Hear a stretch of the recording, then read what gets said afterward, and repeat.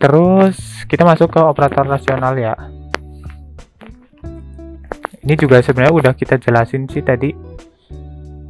Jadi teman-teman udah bisa lah gitu. Kalau kita representasiin A itu adalah 7 dan B adalah 5, tentukan apakah A kurang dari B itu apa nih jawabannya. Ternyata A kurang dari B itu false, A lebih dari sama dengan B itu true. Karena kan A nya 7 dan B nya 5, 7 kan pasti lebih dari 5 gitu, pasti hasilnya true. Begitupun kalau kita ditemukan oleh variabel-variabel yang isinya string ya, kayak gini ya. Oke, terus contoh operator logic. Nah, operator logic itu ditandai dengan and, or, dan not ya. Ini secara pengkodean ditulisnya seperti ini. Jadi yang kita lihat itu pasti sebelum mengeksekusi n-nya, itu kita eksekusi kondisi yang pertama dan kondisi yang kedua dulu nih. Ketika kondisi 1 dan kondisi 2 udah kita temukan hasilnya, itu baru kita kerjakan tuh operator logikanya.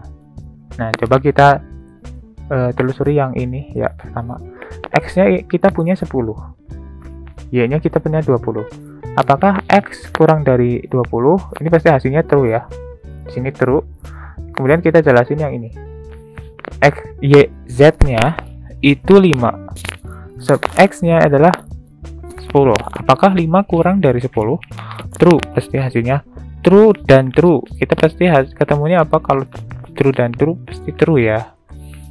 Begitupun untuk contoh yang lain. Ini kebetulan true semua ya.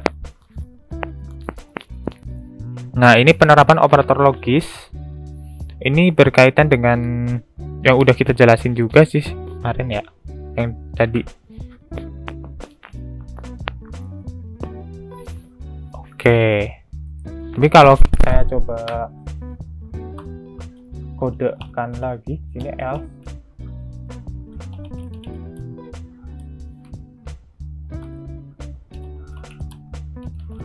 Misal ya. Dan saya coba ininya status sehatnya itu false. Itu hasilnya badan sakit ya, karena usianya 45 nih, tapi status sehatnya false ya. Ketika usianya itu true dan false, true dan false pasti hasilnya false ya.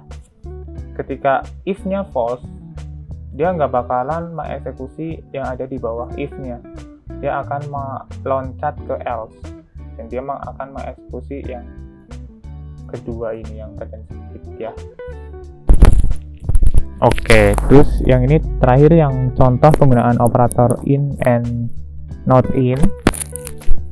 Ini basically teman-teman bisa mempertanyakan ya sebelum mengetahui apakah ini hasilnya true atau false. Teman-teman bisa pertanyakan pada diri teman-teman nih, misalnya ya. Ini ada list nih, list karakter.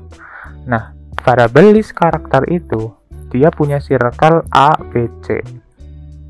Nah, ini ada pertanyaan nih, apakah B kecil masuk pada circle list karakter?